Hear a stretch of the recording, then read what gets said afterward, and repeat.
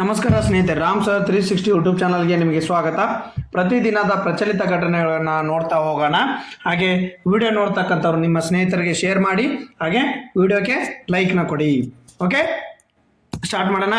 Okay, ಮೊದಲನೇ question ನೋಡಿ, very very very important question.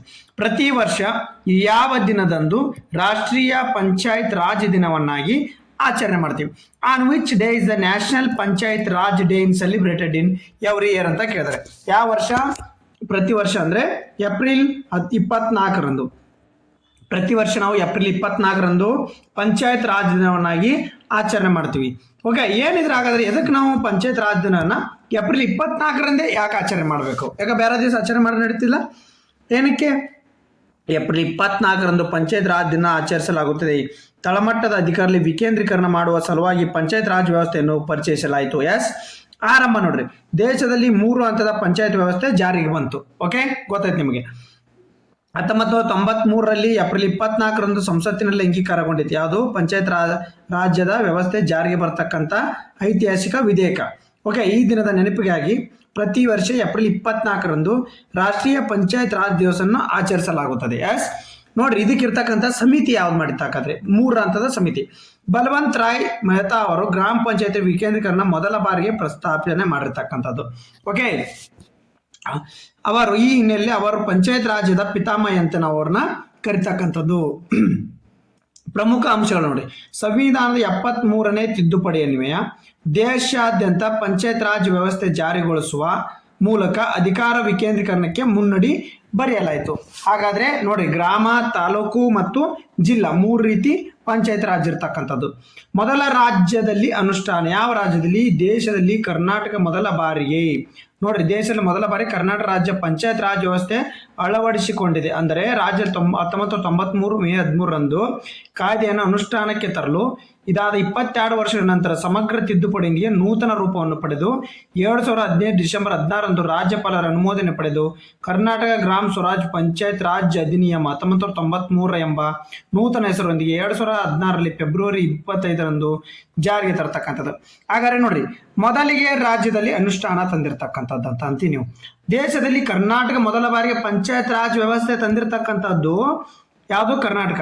ಆದರೆ ಮೂರು ವ್ಯವಸ್ಥೆಯಲ್ಲಿ ನೋಡ್ರಿ, 3 ವ್ಯವಸ್ಥೆಯಲ್ಲಿ ಗ್ರಾಮ ಪಂಚಾಯತಿ, ತಾಲೂಕಾ ಪಂಚಾಯತಿ ಮತ್ತೆ ಜಿಲ್ಲಾ ಪಂಚಾಯತಿ ಅಂತಂದ್ರೆ ಎಲ್ಲಿ ಅಂತಂದ್ರೆ ರಾಜಸ್ಥಾನದಲ್ಲಿ 3 ವ್ಯವಸ್ಥೆಗಳ ರೀತಿಯಲ್ಲಿ ತಂದಿರತಕ್ಕಂಥದ್ದು ಯಾವುದು? ಮೊದಲ ಅಂತಂದ್ರೆ ರಾಜಸ್ಥಾನ. ಓಕೆ, ಹಾಗಾದ್ರೆ ಮನಮೋಹನ್ ಸಿಂಗ್ ಅವರು ಮೊದಲ ಬಾರಿ 2010ರಲ್ಲಿ ಮೊದಲ ಬಾರಿಗೆ ಏನಂತಂದ್ರೆ ಈ ದಿನವನ್ನಾಗಿ ಘೋಷಣೆ ಮಾಡಿರ್ತಕ್ಕಂಥ ಪಂಚಾಯತ್ ರಾಜ್ ದಿನವನ್ನಾಗಿ ಘೋಷಣೆ ಮಾಡಿರ್ತಕ್ಕಂಥದ್ದು. ಓಕೆ, ನೋಡ್ರಿ, ಇದಕ್ಕೆ ಪ್ರಮುಖವಾದ ಸಮಿತಿಗಳು ಬರ್ತಾವ. ಹಾಗಾದ್ರೆ ಪ್ರಮುಖವಾದ ಸಮಿತಿಗಳು ಬರ್ತವೆ. ಯಾವ್ಯಾವ ಸಮಿತಿ ನೋಡ್ತಾವ ನೋಡ್ರಿ. 1957ಗೆ ಬಲವಂತ್ ರಾಯ್ ಮೆಹ್ತಾ ಸಮಿತಿ. ಇವ್ರು ಏನ್ ಮಾಡಿದ್ರು? ಗ್ರಾಮ, ಬ್ಲಾಕ್ ಮಟ್ಟ, ಬ್ಲಾಕ್ ಮತ್ತು ಜಿಲ್ಲಾ ಮಟ್ಟ ಅಂತೇಳಿ 3 ರೀತಿಯಾಗಿ ಅಳವಡಿಸಿರ್ತಕ್ಕಂಥ 3 ಹಂತ ಪಂಚಾಯತ್ ರಾಜ್ ವ್ಯವಸ್ಥೆಯನ್ನ ಶಿಫಾರಸು ಮಾಡಿದ್ರು. ಆಮೇಲೆ 1977ರಲ್ಲಿ ಅಶೋಕ್ ಮೆಹ್ತಾ ಸಮಿತಿ ಇದು ಏನ್ ಮಾಡಿತಪ್ಪ ಅಂದ್ರೆ ಇದು 2 ಹಂತದ, ಅಂದ್ರೆ 2 ಹಂತ. ಇವ್ರು 3 ಹಂತ, ಇವರು 2 ಹಂತ. ಓಕೆ, ಯಾವುದು? ಮಂಡಲ ಪಂಚಾಯತಿ ಮತ್ತು ಜಿಲ್ಲಾ ಪರಿಷತ್. ಮಂಡಲ ಪಂಚಾಯತಿ ಮತ್ತು ಜಿಲ್ಲಾ ಪರಿಷತ್ 2 ರೀತಿಯಾಗಿ ಮಾಡಿರ್ತಕ್ಕಂಥದ್ದು. ಯಾರು? ಅಶೋಕ್ ಮೆಹ್ತಾ. ಇನ್ನೊಂದು ಬರ್ತದೆ ಯಾವ್ದಾಗ? 1985 ನೋಡ್ರಿ, 1985ರಲ್ಲಿ ಜಿ.ವಿ.ಕೆ.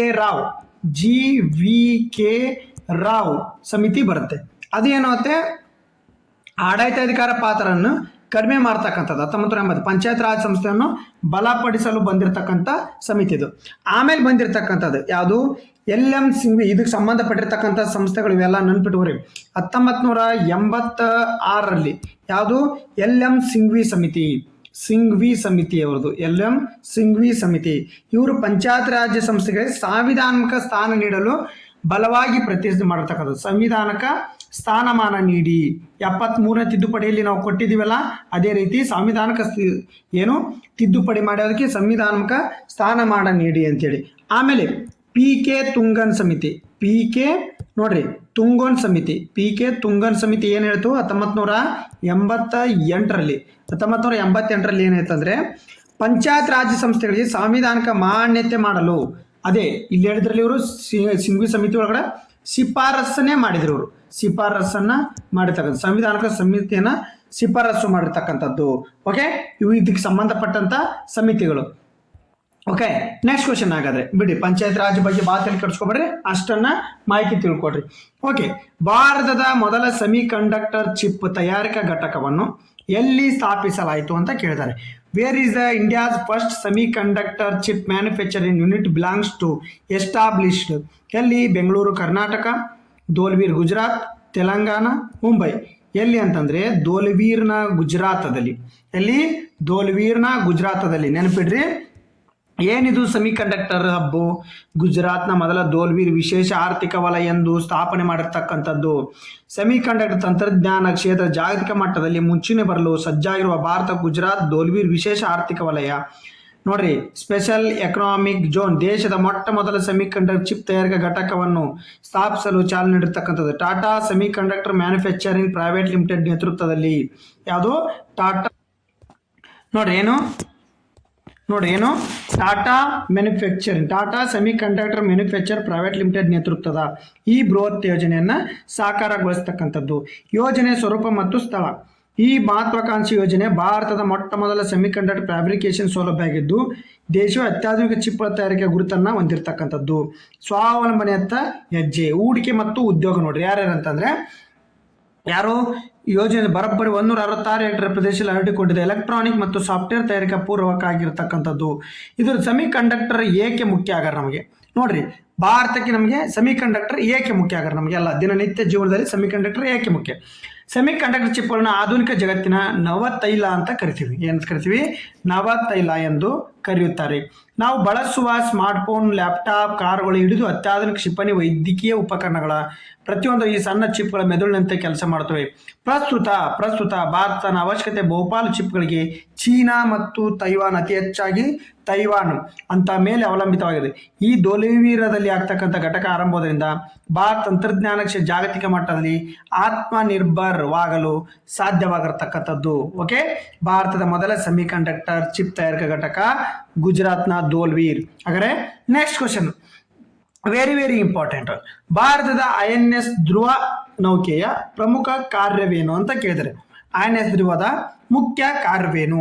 ಸಮುದ್ರ ತೈಲವನ್ನು ಶೋಧನೆ ಮಾಡ್ತಕ್ಕಂಥದ್ದು, ಮಿಸೈಲ್ನ ಟ್ರ್ಯಾಕಿಂಗ್ ಮಾಡ್ತಕ್ಕಂಥದ್ದು, ಪ್ರವಾಸಿಗರ ಸಾಗಾಣಿಕೆ, ಓಕೆ, ಕೇವಲ ಸರಕು ಸಾಗಾಣಿಕೆ ಹಡಗ.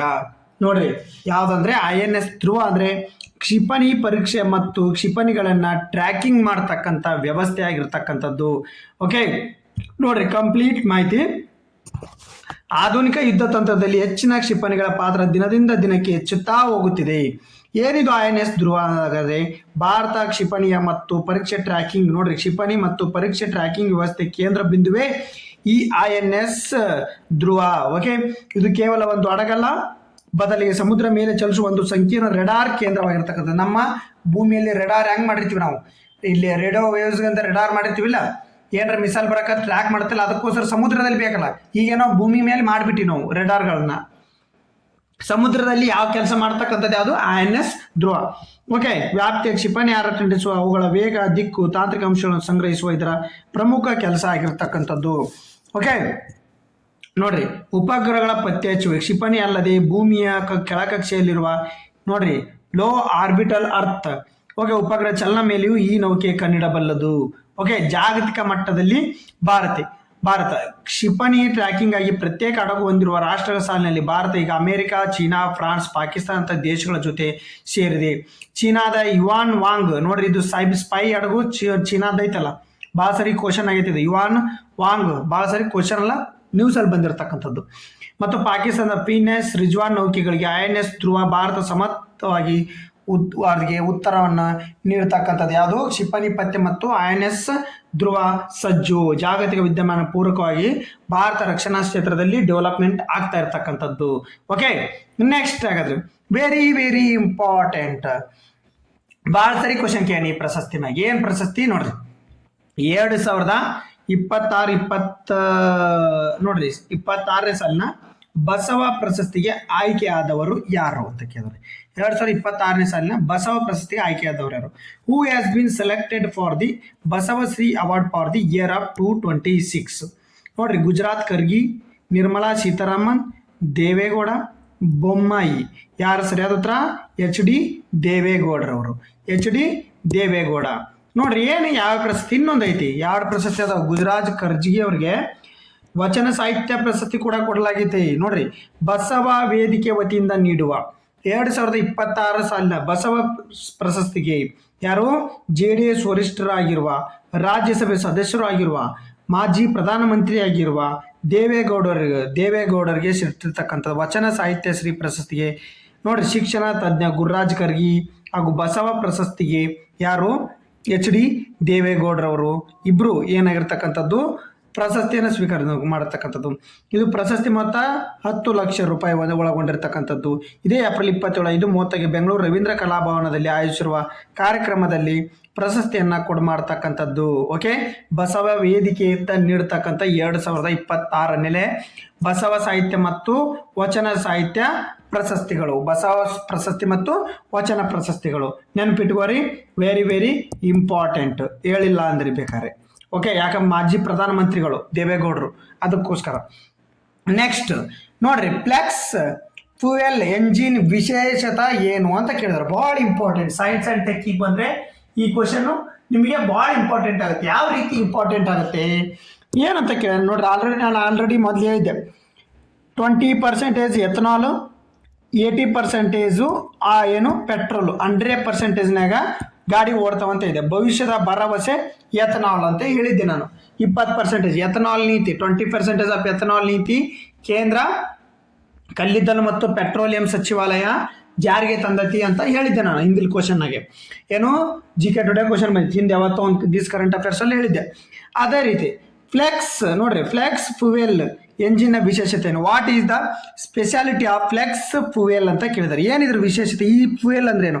ನೀವು ಡೀಸೆಲ್ ಕೇಳಿದಿರಿ, ಜೈವಿಕ ಇಂಧನ ಕೇಳಿದಿರಿ, ಪೆಟ್ರೋಲ್ ಕೇಳಿರಿ, ಓಕೆ, ಸೀಮೆ ಎಣ್ಣೆ ಕೇಳಿರಿ, ಕೆರೋಸಿನ್ ಕೇಳಿರಿ. ಹಾಗಾದ್ರೆ ಈ ಫ್ಲೆಕ್ಸ್ ಫ್ಯೂಯಲ್ ಅಂದ್ರೆ ಏನಾಗಾದ್ರಿ? ಫ್ಲೆಕ್ಸ್ ಫ್ಯೂಯಲ್ ಅಂದ್ರೆ ಇದು 100% ಪೆಟ್ರೋಲು ಅಥವಾ ಎಥನಾಲ್ ಮಿಶ್ರಿತ ಇಂಧನದಲ್ಲಿ ಚಲಿಸಬಲ್ಲದು. ಯಾವ ರೀತಿ ಅಂದ್ರೆ ಡ್ಯುಯಲ್ ಇಂಜಿನ್. ಇದು ಡ್ಯುಯಲ್ ಇಂಜಿನ್ ಆಗಿ ಕೆಲಸ ಮಾಡುತ್ತೆ. ಏನು ನೋಡ್ರಿ, ಸಾಮಾನ್ಯವಾಗಿ ವಾಹನ ಕೇವಲ ಪೆಟ್ರೋಲ್ ಅಥವಾ ಡೀಸೆಲ್ ಮೂಲಕ ಚಲಿಸುವಂತೆ ವಿನ್ಯಾಸಗೊಳಿಸಲಾಗುತ್ತೆ. ಎಸ್, ಕರೆಕ್ಟಾ? ಎಸ್. ಆದರೆ ಫ್ಲೆಕ್ಸ್ ಫ್ಯೂಯಲ್ ಇಂಜಿನ್ ಒಂದಕ್ಕಿಂತ ಹೆಚ್ಚು ರೀತಿಯ ಇಂಧನವನ್ನು ಬಳಸತಕ್ಕಂಥದ್ದು. ನೋಡ್ರಿ, ಒಂದು ಗಾಡಿಯಲ್ಲಿ ನೋಡ್ರಿ, ನಾವು ಬೈಕಿಗೆ ಏನು ಬಳಸ್ತೀವಿ? ಪೆಟ್ರೋಲ್ ಬಳಸ್ತೀವಿ. ಅದೇ ಭಾರಿ ಗಾತ್ರದ ಮತ್ತು ದೊಡ್ಡ ಗಾತ್ರದಕ್ಕೆ ಏನು ಬಳಸ್ತೀವಿ? ಡೀಸೆಲ್ ಬಳಸ್ತೀವಿ. ಸಣ್ಣ ಗಾತ್ರದ ವಾಹನಕ್ಕೆ ನಾವೇನು ಬಳಸ್ತೀವಿ? ಪೆಟ್ರೋಲ್ ಬಳಸ್ತೀವಿ. ಆದರೆ ಇವ್ರು ಏನು ಹೇಳ್ತಿದ್ದಾರೆ ನೋಡ್ರಿ, ಮಿಶ್ರಣದ ಚಲಿಸುವ ಸಾಮರ್ಥ್ಯ ಹೊಂದಿರುವ ತಂತ್ರಜ್ಞಾನವಾಗಿದೆ. ಈ ಇಂಜಿನ್ ಹೊಂದಿರುವ 100% ಪೆಟ್ರೋಲ್ನಿಂದ ಹಿಡಿದು 85% ಅಥವಾ 100% ವರೆಗೆ ಎಥನಾಲ್ ಅನ್ನು ಒಳಗೊಂಡಿರ್ತಕ್ಕಂಥದ್ದು. ಓಕೆ, ಒಳಗೊಂಡು ಮಿಶ್ರಿತ ಇಂಧನವನ್ನು ಯಾವುದೇ ತೊಂದರೆ ಇಲ್ಲದೆ ಓಡಬಲ್ಲದು. ಅಥವಾ ಭಾರತ ಫ್ಲೆಕ್ಸ್ ಫ್ಯೂಯಲ್ ತಂತ್ರಜ್ಞಾನ ಪ್ರಾಥಮಿಕ ಹಂತದಲ್ಲಿ ಮುಂದುವರಿತಕ್ಕಂಥದ್ದು. 2-3 ವರ್ಷಗಳಿಂದ ರಸ್ತೆ ಮೇಲೆ ಇಂಥ ವಾಹನಗಳು ಸಾಮಾನ್ಯವಾಗಿ ನಿರೀಕ್ಷಿಸಬಹುದು ಅಂತ ಕೇಳ್ತಿದ್ದಾರೆ ಅವರು. ನೋಡ್ರಿ, ಏನಂತಂದ್ರೆ ನೋಡ್ರಿ, ವಾಹನನ ನಾವು ನೋಡ್ರಿ, ಒಂದು ವಾಹನ ಇರ್ತೈತಿ. ನಾವು ಒಂದು ವಾಹನಕ್ಕೆ ಪೆಟ್ರೋಲ್ನು ಹಾಕ್ಬೋದಂತೆ, ಎಥನಾಲ್ ಸಿಕ್ಕಾಗ ಎಥನಾಲ್ ಹಾಕಿ ಓಡಿಸ್ಬೋದಂತೆ, ಪೆಟ್ರೋಲ್ ಸಿಕ್ಕಾಗ ಪೆಟ್ರೋಲ್ ಹಾಕಿ ಓಡಿಸ್ಬೋದಂತೆ. ಡ್ಯೂಯಲ್ ಇಂಜನ್ ಥರ ಕೆಲಸ ಮಾಡ್ತಕ್ಕಂಥದ್ದು.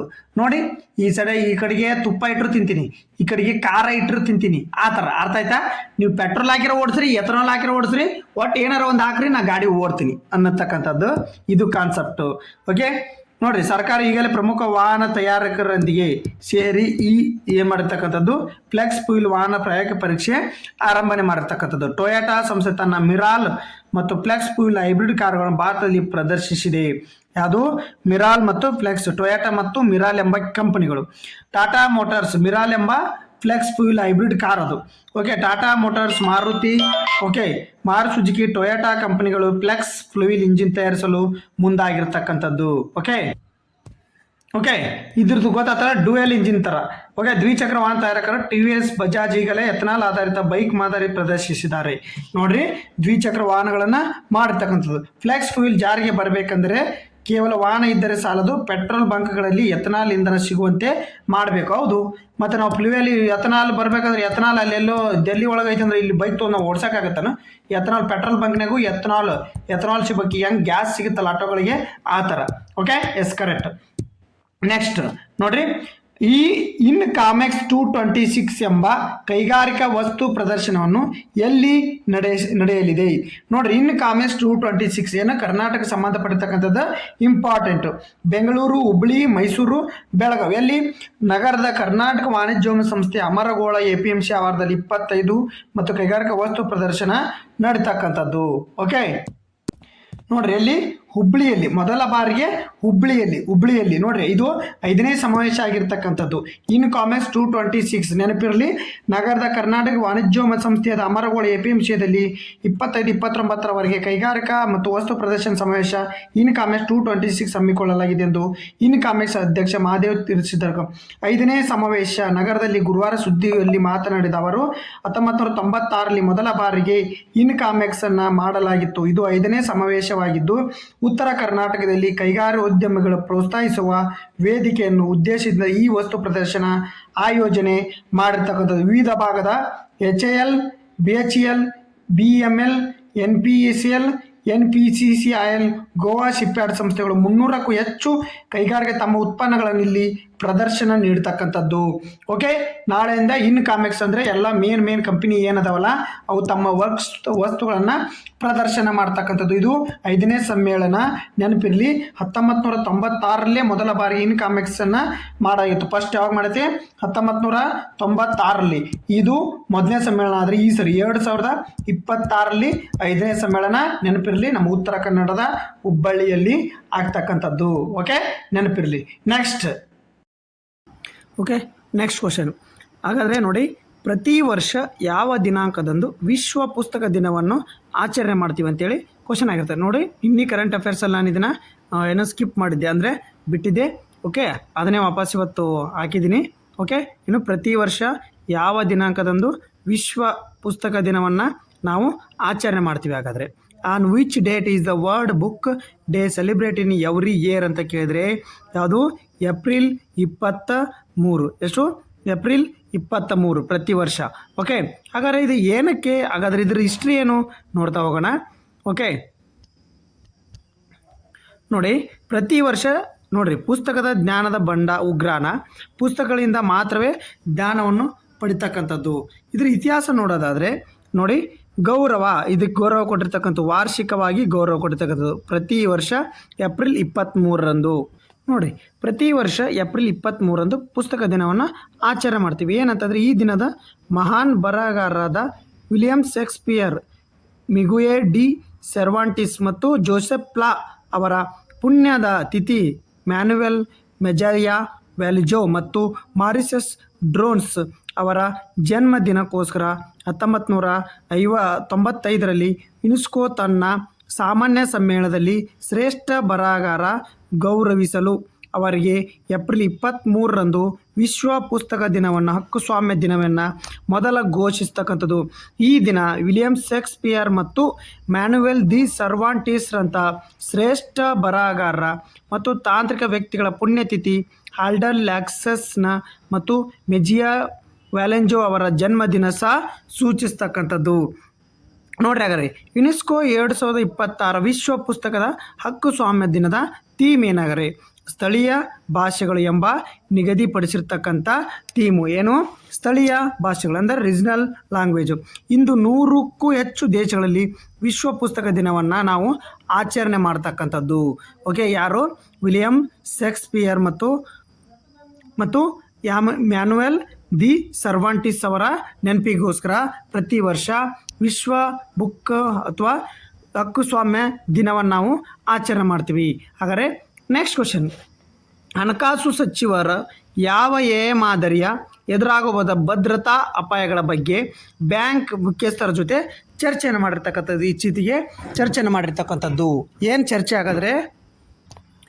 ಚರ್ಚೆಯನ್ನು ಮಾಡಿದರೆ ಇತ್ತೀಚೆಗೆ ಅಂತಂದರೆ ನೋಡಿರಿ, ಯಾವ ಇಂದ ನಮಗೆ ತೊಂದರೆ ಐತಿ. ChatGPT, ಜೆಮಿನೈ, ಅಂಥ್ರೋಪಿಕ್ಸ್ ಮತ್ತು ಲಾಮು. ಯಾವುದು ಅಂಥ್ರೋಪಿಕ್ಸ್ ಮಿಥೋಸ್ ಅಂತೇಳಿ ನೋಡಿರಿ. ಫಿಯಾಮ್ ಮೀಟ್ ಇತ್ತೀಚೆಗೆ ಭಾಳ ನ್ಯೂಸಲ್ಲಿ ಇರ್ತಕ್ಕಂಥದ್ದು. ನಾನು ಫೆಬ್ರವರಿ 5ನೇ ತಾರೀಕು ಕರೆಂಟ್ ಅಫೇರ್ಸಲ್ಲಿ ನಿಮಗೆ ಅಂಥ್ರೋಪಿಕ್ಸ್ ಬಗ್ಗೆ ಹೇಳಿದೆ. ಇದು ಏನಪ್ಪ ಅಂತಂದರೆ ಕಾರ್ಪೊರೇಟ್ ಕಂಪನಿಗಳಲ್ಲಿ ಇದು ಏನು ಮಾಡುತ್ತೆ, ಎಲ್ಲ ಕೆಲಸವನ್ನು ಮಾಡ್ತಕ್ಕಂಥ ಲೆಕ್ಕ ಆಡಿಟ್ ಕೆಲಸವನ್ನು ಮಾಡ್ತಕ್ಕಂಥ ಕೆಲಸ ಅಂಥ್ರೋಪಿಕ್ಸ್ ಮಾಡುತ್ತಂತೇಳಿ ಹೇಳಿದೆ. ಈಗ ಅಂಥ್ರೋಪಿಕ್ಸಲ್ಲೇ ಇನ್ನೊಂದು ಕ್ಲೌಡ್ ಬಂದಿರತಕ್ಕಂಥದ್ದು. ಯಾವುದು ಅಂಥ್ರೋಪಿಕ್ಸ್ನ ಕ್ಲೌಡ್ ಮಿಥೋಸ್ ಎಂದು ಮಾದರಿ ಹಣಕಾಸು ವ್ಯವಸ್ಥೆ ಡೇಟಾ ಭದ್ರತೆಗೆ ಅಪಾಯ ತಂದೊಡ್ಡಬಹುದೆಂದು ಜಾಗತಿಕ ಆತಂಕ ಹಿನ್ನೆಲೆಯಲ್ಲಿ ನಿರ್ಮಲಾ ಸೀತಾರಾಮನ್ ಅವರು ಬ್ಯಾಂಕ್ ಮುಖ್ಯಸ್ಥರೊಂದಿಗೆ ಸಭೆ ನಡೆಸಿರ್ತಕ್ಕಂಥ ಅಂಥ್ರೋಪಿಕ್ಸ್ ನೋಡಿರಿ. ಕ್ಲೌಡ್ ಮಿಥೋಸ್ ಅಂಥ್ರೋಪಿಕ್ಸ್ ಬಗ್ಗೆ ನಾನು ಆಲ್ರೆಡಿ ಹಿಂದಿಲಿ ಬಗ್ಗೆ ಸಂಪೂರ್ಣ ಮಾಹಿತಿ ಕೊಟ್ಟಿದ್ದೀನಿ. ಇದು ಎಲ್ಲಿಂದ ಬರ್ತು, ಯಾವ ಕಂಪ್ನಿ ಇದನ್ನು ಮಾಡ್ತೀವಿ ಅಂತೇಳಿ ನೀವು ಡೈಲಿ ಯಾರನ್ನು ಕರೆಂಟ್ ಅಫೇರ್ಸ್ ಫಾಲೋ ಮಾಡ್ತೀರಾ ಅಲ್ಲಿ ನಿಮಗೆ ಗೊತ್ತಿರುತ್ತೆ. ಓಕೆ, ನೆಕ್ಸ್ಟ್ ಜಿಕೆ ಟುಡೆಗೆ ಬರ್ರಿ. ಹಾಗಾದರೆ ನೋಡಿರಿ, R-37M missile was developed by which country? R-37M ಕ್ಷಿಪಣಿಯು ಯಾವ ದೇಶ ಅಭಿವೃದ್ಧಿಪಡಿಸಿದೆ? ಯಾವ ದೇಶ? Israel, Australia, Russia. ನೋಡಿರಿ, ಸರಿಯಾದ ಉತ್ತರ ಬಂದ್ಬಿಟ್ಟು ನಿಮಗೆ Russia is the right answer.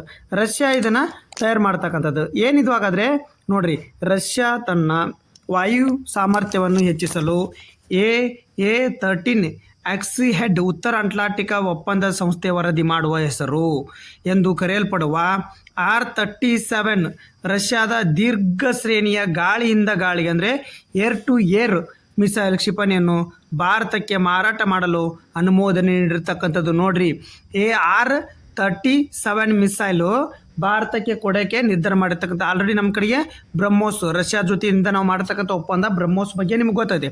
Okay, ಈ ಕ್ಷಿಪಣಿಯನ್ನು BVR ಬಿಹಾಂಡ್ ವಿಜುವಲ್ ರೇಂಜ್ ಯುದ್ಧಕ್ಕಾಗಿ ವಿನ್ಯಾಸಗೊಳಿಸಲಾಗಿದೆ ಮತ್ತು ಇದು ನೇರ ದೃಶ್ಯ ಸಂಪರ್ಕವಿಲ್ಲದ ಬಹಳ ದೂರದ ಗುರಿವರೆಗೂ ಹೊಡೆಯುವ ಅನುವು ಮಾಡಿಕೊಡ್ತಕ್ಕಂಥದ್ದು. ಶತ್ರು ಫೈಟರ್ ಜೆಟ್ಗಳು, ಡ್ರೋನ್ಗಳು ಮತ್ತು ಇತರ ವೈಮಾನಿಕ ಬೆದರಿಕೆಗಳನ್ನು ಪರಿಣಾಮವಾಗಿ ನಾಶ ಮಾಡಲು ಇದು ಅಭಿವೃದ್ಧಿಪಡಿಸಲಾಗಿದೆ. ಈ ಕ್ಷಿಪಣಿಯನ್ನು ನೋಡಿರಿ, ವಾಯುಗಾಮಿ ಎಚ್ಚರಿಕೆ ಮತ್ತು ನಿಯಂತ್ರಣ ವ್ಯವಸ್ಥೆ AWACS ಕಿಲ್ಲರ್ ಎಂದು ಅಡ್ಡ ಹೆಸರು ಇಡಲಾಗಿದೆ. ಅಂದರೆ AWACS ಕಿಲ್ಲರ್ ಎಂದು ಇದಕ್ಕೆ ಅಡ್ಡ ಹೆಸರಿಡುತ್ತೆ. ಯಾವುದು R-37M. ಓಕೆ, ಏಕೆಂದರೆ ಇದು ರಾಡಾರ್ ವಿಮಾನಗಳು, ಇಂಥ ತುಂಬುವ ಟ್ಯಾಂಕರ್ಗಳು ಮತ್ತು ಜಾಮಿಂಗ್ ವ್ಯವಸ್ಥೆಗಳಂಥ ಹೆಚ್ಚಿನ ಮೌಲ್ಯ ವಿಮಾನಗಳನ್ನು ಗುರುತಿಸಿ ಹೊಡಿತಕ್ಕಂಥ ಕೆಲಸ ಮಾಡುತ್ತೆ. ಓಕೆ, ಅದಕ್ಕೆ ಕಿಲ್ಲರ್ ಅಂತ ಕರಿತೀವಿ. ನೆಕ್ಸ್ಟ್ ಏನಪ್ಪ ಅಂದರೆ ಇತ್ತೀಚೆಗೆ ಸುದ್ದಿಗಳಲ್ಲಿ ಕಂಡುಬರುವ ಸಾಲ್ವಿನ್ ನದಿ ಯಾವ ಪ್ರದೇಶದಲ್ಲಿ ಹುಟ್ಟಿಕೊಂಡಿದೆ? ನೋಡ್ರಿ, ಸಾಲ್ವಿನ್ ಇತ್ತೀಚೆಗೆ ನ್ಯೂಸಲ್ಲಿರ್ತಕ್ಕಂಥ ಸಾಲ್ವಿನ್ ನದಿ ಅಂತೇಳಿ, ಸಾಲ್ವಿನ್ ರಿವರ್ ಎಲ್ಲಿಯಪ್ಪ ಅಂದರೆ ಟಿಬೇಟಿನ ಪ್ರಸ್ಥಭೂಮಿ, ಪೂರ್ವ ಹಿಮಾಲಯ ಅಂತ ನಾವು ಕರಿತೀವಿ. ಪೂರ್ವ ಹಿಮಾಲಯ ಎದಕ್ಕೆ ರೀಸೆಂಟ್ ನ್ಯೂಸಲ್ಲಿ ಐತಿದ್ದು ನೋಡಿ. ಹಾಗಾದರೆ ನೋಡಿರಿ, ಚೀನಾದ ನೂ ನದಿ ಮತ್ತು ಮಯನ್ಮಾರ್ನ ತಾನ್ವೀರ್ ಎಂಬ ಕರೆಯಲ್ಪಡುವ ಸಾಲ್ವಿನ್ ಅಂತ ನಮ್ಮ ಭಾರತದಲ್ಲಿ ಕರೀತಕ್ಕಂಥದ್ದು. ಚೀನಾದಲ್ಲಿ ನೂ ನದಿ ಅಂತ ಕರೀತಾರೆ, ಮಯನ್ಮಾರ್ಲಿ ತಾನ್ವಿನ್ ಅಂತ ಕರೀತಾರೆ. ಚೀನಾ, ಮಯನ್ಮಾರ್ ಮತ್ತು ಥೈಲ್ಯಾಂಡ್ ಹಂಚಿಕೊಂಡಿರುವ ಗಡಿಯಾಚೆಗಿನ ನದಿಯಾಗಿದ್ದು ಇತ್ತೀಚೆಗೆ ಮಯನ್ಮಾರ್ನಲ್ಲಿ ಗಣಿಗಾರಿಕೆಯಿಂದ ಆರ್ಸೆನಿಕ್ ಮಾಲಿನ್ಯವನ್ನು ಎದುರಿಸುತ್ತಿದೆ. ಇದು ಸುಮಾರು 2400 ಕಿಲೋಮೀಟರ್ ಉದ್ದವಿದ್ದು ಆಗ್ನೇಯ ಏಷ್ಯಾದ ಮುಖ್ಯ ಭೂಭಾಗದಲ್ಲಿ ಮುಕ್ತವಾಗಿ ಹರಿಯುವ ಕಡಿಮೆ ಇರದ ಅತಿ ಉದ್ದವಾದ ನದಿಯಾಗಿರ್ತಕ್ಕಂಥದ್ದು. ಓಕೆ, ಈ ನದಿ ನಮ್ಮ ಪೂರ್ವ ಹಿಮಾಲಯದ ಟಿಬೇಟಿನ್ ಪ್ರದೇಶದಲ್ಲಿ ಸುಮಾರು 4000 ಮೀಟರ್ಗಳಷ್ಟು ದೂರದಲ್ಲಿ ಹುಟ್ಟುತ್ತದೆ ಮತ್ತು ಯುನಾನ್ನ ಮಯನ್ಮಾರ್ ಮತ್ತು ಮಯನ್ಮಾರ್ ಥೈಲ್ಯಾಂಡ್ ಗಡಿಗೂ ಹರಿಯುತ್ತದೆ ಮತ್ತು ಇದು ಅಂಡಮಾನ್ ಸಮುದ್ರದ ಮಾರ್ಟಬನ್ ಕೊಲ್ಲಿಯೇ ಹರಿತಕ್ಕಂಥದ್ದು. ಇದರ ಮೇಲ್ಭಾಗದಲ್ಲಿ ಮೆಕಾಂಗ್, ಯಾಂಗ್ಚಿ ನದಿಗಳಿಗೆ ಸಮಾಂತರವಾಗಿ ಸಾಗುತ್ತದೆ. ಇದು ಯುನಾನ್ನ 3 ಸಮಾನಾಂತರ ನದಿಗಳನ್ನು ರೂಪಿಸ್ತಕ್ಕಂಥದ್ದು. ಮೇಲ್ಭಾಗದಲ್ಲಿ ಅದು ಮೆಕಾಂಗ, ಯಾಂಗ್ಚಿ ಯುನಾನ್ನ ನದಿಗಳನ್ನು 3 ಸಮಾನಾಂತರವಾಗಿ ಇದು ಏನು ಮಾಡ್ತಕ್ಕಂಥದ್ದು ನದಿಗಳನ್ನು ರೂಪಿಸತಕ್ಕಂಥ ಕೆಲಸ ಮಾಡುತ್ತೆ. ಓಕೆ, ನೆಕ್ಸ್ಟ್ ಮಾರುಕಟ್ಟೆ ಹಸ್ತಕ್ಷೇಪ ಯೋಜನೆ, ಮಾರ್ಕೆಟ್ ಇಂಟರ್ವೆನ್ಷನ್ ಸ್ಕೀಮ್ ಯಾವ ಉಪಕ್ರಮದ ಒಂದು ಅಂಶವಾಗಿದೆ ಅಂತ ಕೇಳ್ತಾರೆ. ಯಾವ ಉಪಕ್ರಮದ, ನೋಡ್ರಿ, ಒಂದು ಉಪಕ್ರಮದ ಸಬ್ ಯೋಜನೆ ಸ್ಕೀಮ್ ಯಾವುದು ಅಂತ ಕೇಳಿದ್ದಾರೆ. ಇದ್ರ ಸ್ಕೀಮ್ ಕೇಳಿದರೆ ಯಾವ ಸ್ಕೀಮು ಯಾವ ಉಪಕ್ರಮದ ಅಡಿಯಲ್ಲಿ ಬರ್ತಂತ ಕೇಳಿದ್ರೆ PM ಕಿಸಾನ್, PM ಆಶಾ, PM ನ್ಯಾಮ್, ರಾಷ್ಟ್ರೀಯ ಆಹಾರ ಭದ್ರತಾ ಮಿಷನ್. ಯಾವುದಂತ ಹೇಳಿದ್ರೆ PM ಆಶಾ ಉಪಕ್ರಮದ ಅಡಿಯಲ್ಲಿ ಬರ್ತಕ್ಕಂಥ MIS ಯೋಜನೆ, ಮಾರುಕಟ್ಟೆ ಹಸ್ತಕ್ಷೇಪ ಯೋಜನೆ. ಏನಿದು, ಏನಕ್ಕೆ ನ್ಯೂಸಲ್ಲಿ ಐತೆ ನೋಡ್ರಿ. ಮಾರುಕಟ್ಟೆ ಹಸ್ತಕ್ಷೇಪ ಯೋಜನೆ ಪ್ರಧಾನಮಂತ್ರಿ ಅನ್ನದಾತ ಆಯ ಸಂರಕ್ಷಣ್ ಅಭಿಯಾನ, PM ಆಶಾ. ನೋಡ್ರಿ, PM ಆಶಾ ಅಂದರೆ ಪ್ರಧಾನಮಂತ್ರಿ ಅನ್ನದಾತ್ ಆಯಾ ಸಂರಕ್ಷಣ್ ಮಿಷನ್ ಎಂದು ಒಂದು ಅಂಶವಾಗಿದ್ದು, ಇದರ ಅಡಿಯಲ್ಲಿ ಸರ್ಕಾರ ಇತ್ತೀಚೆಗೆ 20 ಲಕ್ಷ ಮೆಟ್ರಿಕ್ ಟನ್ ಆಲೂಗಡ್ಡೆ ಖರೀದಿಯುವ ಅನುಮೋದನೆ ನೀಡಿರ್ತಕ್ಕಂಥದ್ದು. ಎಸ್, ಅರ್ಥ ಆಯ್ತಾ ಎದಕ್ಕೆ ನ್ಯೂಸಲ್ಲಿ ಐತೆ ಅಂತೇಳಿ. ಇದು 20 ಟನ್ ಮೆಟ್ರಿಕ್ ಟನ್ ಈ ಯೋಜನೆ ಉಪಕ್ರಮದಡಿ. ಓಕೆ, ಇದರ ಕನಿಷ್ಠ ಬೆಂಬಲ ಬೆಲೆ ಇಲ್ಲದೆ ಟೊಮೊಟೊ, ಈರುಳ್ಳಿ, ಆಲೂಗಡ್ಡೆ ಅಂತ ಹಾಳಾಗುವ ಬೆಳೆಗಳನ್ನು ಸಂಗ್ರಹಿಸಲು ರಾಜ್ಯ ಅಥವಾ ಕೇಂದ್ರಾಡಳಿತ ಪ್ರದೇಶ ಸರ್ಕಾರಗಳಿಗೆ ಕೋರಿಕೆ ಮೇರೆಗೆ ಈ ಯೋಜನೆ ಜಾರಿಗೆ ತರಲಾಗಿದೆ. ಮಾರುಕಟ್ಟೆ ಬೆಳೆಗಳ ಉತ್ಪಾದನೆ ವೆಚ್ಚಕ್ಕಿಂತ ಕಡಿಮೆ ಆದಾಗ ಬಂಪರ್ ಉತ್ಪಾದನೆ ಸಮಯದಲ್ಲಿ ಮಾರಾಟ ತೊಂದರೆಯಿಂದ ರೈತರು ರಕ್ಷಿಸುವುದು ಇದರ ಉದ್ದೇಶ ಆಗಿರ್ತಕ್ಕಂಥದ್ದು. ಇದನ್ನು ಕೃಷಿ ರೈತ ಕಲ್ಯಾಣ ಇಲಾಖೆ ಜಾರಿಗೊಳಿಸ್ತಕ್ಕಂಥದ್ದು. ಯಾವ ಇಲಾಖೆ? ಕೃಷಿ ಮತ್ತು ರೈತ ಕಲ್ಯಾಣ ಇಲಾಖೆ ಜಾರಿಗೆಗೊಳಿಸ್ತಕ್ಕಂಥದ್ದು. ಅಂದರೆ ಮಿನಿಮಮ್ ರೇಟ್ ಪ್ರೈಸ್, MSP ಅಂತ ಕೇಳಿದ್ರು, MSP. ಓಕೆ, ನೆಕ್ಸ್ಟ್ ಇದು ಭಾಳ ಬರೀ ಕ್ವಶನ್ ಆಗೈತೆ, ಮಾನ್ಯರ ಕ್ವಶನ್ ಆಗೈತೆ. ಸ್ಮೈಲ್ ಯೋಜನೆ 708 non-HK ಪೇಪರ್ದಾಗ ಆಗಿರ್ತದೆ. non-HK ಪೇಪರ್ದಾಗ ಆಗಿರ್ತಕ್ಕಂಥದ್ದು ಏನು? ಯಾವ ಸಚಿವಾಲಯ ಸ್ಮೈಲ್ ಯೋಜನೆಯನ್ನು ಜೀವನೋಪಾಯ ಮತ್ತು ಉದ್ಯಮಕ್ಕಾಗಿ ಅಂಚಿನಲ್ಲಿ ಪ್ರಾರಂಭಿಸಿ. ಸ್ಮೈಲ್ ಅಂದರೆ support for marginalised individual for the lived and enterprises ಅಂತ ಕೇಳ್ತಾರೆ. ಓಕೆ, ನೋಡ್ರಿ ಯಾವ ಸಚಿವಾಲಯದ ಅಂತಂದರೆ ನೋಡ್ರಿ ಸಾಮಾಜಿಕ ನ್ಯಾಯ ಮತ್ತು ಸಬಲೀಕರಣ ಸಚಿವಾಲಯದಡಿ ಕೆಲಸ ಮಾಡ್ತಕ್ಕಂಥದ್ದು ಇದು. ಓಕೆ, ಅಂಚಿನಲ್ಲಿರುವ ಗುಂಪುಗಳನ್ನು ಬೆಂಬಲಿಸುವ ಭಾರತ ಸರ್ಕಾರ 2021-26ನೇ ಅವಧಿಯಲ್ಲಿ ಸ್ಮೈಲ್ ಯೋಜನೆ ಜೀವನೋಪಾಯ ಮತ್ತು ಉದ್ಯಮಕ್ಕಾಗಿ ಅಂಚಿನಲ್ಲಿರುವ ವ್ಯಕ್ತಿಗಳಿಗೆ ಬೆಂಬಲ ನೀಡತಕ್ಕಂಥ 390 ಕೋಟಿ ರೂಪಾಯಿನ ನಿಗದಿ ಮಾಡಿರ್ತಕ್ಕಂಥದ್ದು. ಇದನ್ನು 2022ರಲ್ಲಿ ಸ್ಮೈಲ್ ಯೋಜನೆಯನ್ನು ಕೇಂದ್ರ ಸಾಮಾಜಿಕ ಮತ್ತು ನ್ಯಾಯ ಸಬಲೀಕರಣ ಸಚಿವಾಲಯ ಪ್ರಾರಂಭ ಮಾಡಿರ್ತಕ್ಕಂಥದ್ದು. ಇದು ಮುಖ್ಯವಾಗಿ ಏನಪ್ಪ ಅಂದರೆ ಧಾರ್ಮಿಕ, ಪ್ರವಾಸಿ, ಐತಿಹಾಸಿಕ ನಗರಗಳ ಭಿಕ್ಷಾಟನೆಯನ್ನು ಪರಿಹರಿಸುವತ್ತ ಗಮನ ಹರಿಸ್ತಕ್ಕಂಥ ಈ ಯೋಜನೆ ಟ್ರಾನ್ಸ್ಜೆಂಡರ್ ವ್ಯಕ್ತಿಗಳ ಸಬಲೀಕರಣಕ್ಕಾಗೂ ಉಪಯೋಜನೆ ಸಹ ಒಳಗೊಂಡಿರ್ತಕ್ಕಂಥದ್ದು. ಈ ಸ್ಮೈಲ್ ಯೋಜನೆಯಲ್ಲಿ ಮತ್ತೊಂದು ಉಪಯೋಜನೆ ಇರ್ತಕ್ಕಂಥದ್ದು, ಅದ್ಯಾವುದೋ ಟ್ರಾನ್ಸ್ಜೆಂಡರ್ಗೆ. ಒಂದು ಮೇನ್ ಯೋಜನೆ ಭಿಕ್ಷಾಟನೆಯನ್ನು ಕಡಿಮೆ ಮಾಡಲಿಕ್ಕೆ. ನೆಕ್ಸ್ಟ್, ಇತ್ತೀಚೆಗೆ ಸುದ್ದಿಯಲ್ಲಿ ಕಂಡ ಉಮಿಯಂ ಸರೋವರ ಯಾವ ರಾಜ್ಯದಲ್ಲಿದೆ? The Umiam lake that was recently seen in the news is located in which state? Arunachal Pradesh, Assam, Sikkim ಮತ್ತು ಮೇಘಾಲಯ. ಎಲ್ಲೈತಿ ನೋಡ್ರಿ, ಯಾವ ರಾಜ್ಯದಲ್ಲಿ ಕಂಡು ಬರ್ತಂದರೆ ಉಮಿಯಂ ಸರೋವರ ಮೇಘಾಲಯದಲ್ಲಿ ಕಂಡು ಬರ್ತಕ್ಕಂಥದ್ದು. ಎಲ್ಲಿ? ಮೇಘಾಲಯದಲ್ಲಿ. ಓಕೆ, ನೋಡ್ರಿ ಇದು ಮೇಘಾಲಯದಲ್ಲಿ. ನೋಡ್ರಿ ಎದಕ್ಕೆ ನ್ಯೂಸಲ್ಲಿ ಐತೆ? ಸ್ಥಳೀಯ ಸಮುದಾಯಗಳ ಮತ್ತು ಪಾಲುದಾರರ ಪ್ರತಿಭಟನೆಯ ನಂತರ ಉಮಿಯಂ ಸರೋವರದಲ್ಲಿರುವ ಲುಪಾಂಗ್ ಡೆಡ್ ದ್ವೀಪವನ್ನು ಪ್ರಸ್ತಾವಿತ ಐಷಾರಾಮಿ ರೆಸಾರ್ಟ್ ಯೋಜನೆಯಿಂದ ಹೊರಗಿಡುವ ಮೇಘಾಲಯ ಸರ್ಕಾರ ನಿರ್ಧರಿಸ್ತಕ್ಕಂಥದ್ದು. ಎದಕ್ಕೆ ನ್ಯೂಸಲ್ಲಿ ಐತಿ ಗೊತ್ತಲ್ಲ? ನೋಡ್ರಿ, ಇದನ್ನು ಬಾರಾಪಾನಿ ಸರೋವರ ಎಂದು ಕರೆಯಲ್ಪಡ್ತಾರೆ. ನೋಡ್ರಿ, ಇದನ್ನ ಬಾರಾಪಾರಿ ಸರೋವರ ಅಂತ ಕರೀತಾರೆ. ಉಮಿಯಂ ಸರೋವರನ ಬಾರಾಪಾರಿ ಸರೋವರ ಅಂತಲೂ ಕರೀತಾರೆ. ಉಮಿಯಂ ಸರೋವರ ಶಿಲ್ಲಾಂಗ್ನಿಂದ ಸುಮಾರು 15 ಕಿಲೋಮೀಟರ್ ಉತ್ತರಕ್ಕೆ ಮತ್ತು ಪೂರ್ವಗಾಶಿ ಬೆಟ್ಟಗಳಿಂದ ಆವೃತವಾಗಿರುವ ಮಾನವ ನಿರ್ಮಿತ ಒಂದು ಜಲಾಶಯ, ಅಂದರೆ ಕೃತಕವಾಗಿ ನಿರ್ಮಿರ್ತಕ್ಕಂಥ ಒಂದು ಜಲಾಶಯವಾಗಿರ್ತಕ್ಕಂಥದ್ದು. ಈ ಸರೋವರ ಬ್ರಹ್ಮಪುತ್ರ ನದಿಯ ಉಪನದಿಯಾದ ಉಮಿಯಂ ನದಿಗೆ ಅಡ್ಡಲಾಗಿ ನಿರ್ಮಿಸಲಾದ ಆಣೆಕಟ್ಟು ರೂಪುಗೊಂಡಿದ್ದು ಸುಮಾರು 60 ಮೆಗಾವ್ಯಾಟ್ ವಿದ್ಯುತ್ ಉತ್ಪಾದಿಸುವ ಸಾಮರ್ಥ್ಯವನ್ನು ಕೂಡ ಇದು ಹೊಂದಿರತಕ್ಕಂಥದ್ದು. ಎಷ್ಟು? 60 ಮೆಗಾವ್ಯಾಟ್. ಉಪನದಿ ಯಾವುದು? ಬ್ರಹ್ಮಪುತ್ರ ನದಿ ಉಪನದಿಯಾದ ಉಮಿಯಂ ನದಿಗೆ ಅಡ್ಡಲಾಗಿ ನಿರ್ಮಿಸ್ತಕ್ಕಂಥ ಒಂದು ಉಮಿಯಂ ಸರೋವರದ ಅಡ್ಡಲಾಗಿ ಕಟ್ಟಿರ್ತಕ್ಕಂಥ ಒಂದು ಜಲ ವಿದ್ಯುತ್ ಯೋಜನೆ. ಓಕೆ, ನೆಕ್ಸ್ಟ್, ಹಾಗಾದರೆ ಇವಾಗ ಒಂದು ಕ್ವಶನ್ಗೆ ಆನ್ಸರ್ ಮಾಡೋದು ಏನಂತಂದರೆ ನೋಡಿ, 2026ರ G20 ಶೃಂಗಸಭೆ ಆತಿಥ್ಯ ವಹಿಸಲಿರುವ ದೇಶ ಯಾವುದು ಅಂತೇಳಿ ನೀವು ಕಮೆಂಟ್ ಮೂಲಕ ಆನ್ಸರ್ ಮಾಡಿ. ಓಕೆ, ಎಸ್, ಧನ್ಯವಾದಗಳು.